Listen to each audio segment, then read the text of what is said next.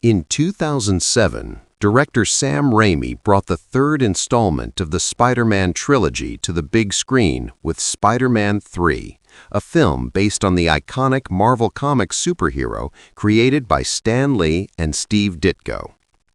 The story continues the journey of Peter Parker, played by Tobey Maguire, who is finally enjoying success.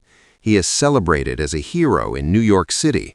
His relationship with Mary Jane Watson, portrayed by Kirsten Dunst, is strong, and everything seems to be going perfectly.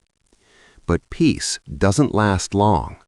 A mysterious black alien substance, later known as the symbiote, crashes to Earth and attaches itself to Peter.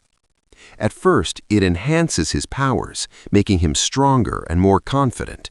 But slowly, it begins to corrupt his personality, turning him darker, more aggressive, and emotionally unstable. At the same time, Peter faces multiple enemies. First is Flint Marko, played by Thomas Hayden Church, a desperate man who becomes the powerful Sandman after a scientific accident fuses his body with sand at a particle accelerator. His abilities allow him to shapeshift, grow in size, and become nearly indestructible. Then comes Eddie Brock, portrayed by Topher Grace, a rival photographer at the Daily Bugle. After being exposed and humiliated by Peter, Eddie bonds with the same symbiote after Peter rejects it. This transformation creates Venom, a darker reflection of Spider-Man, possessing similar powers but driven by hatred and revenge. Meanwhile, Harry Osborn, portrayed by James Franco, continues his storyline from the previous films. Seeking revenge for his father's death, he becomes the new Goblin, engaging Peter in intense battles fueled by betrayal and friendship turned into rivalry.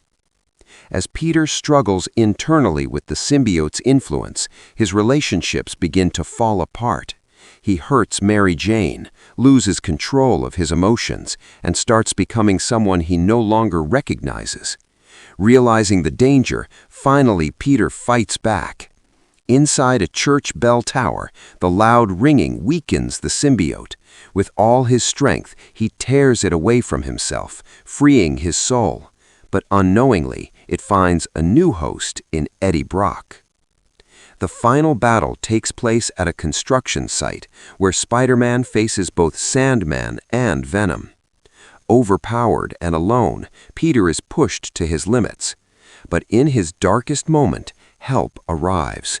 Harry Osborn. Choosing friendship over revenge, Harry joins Peter in the fight. Together, they battle Venom with everything they have. In the end, Harry sacrifices his life to save Peter, redeeming himself and proving that even broken bonds can be healed.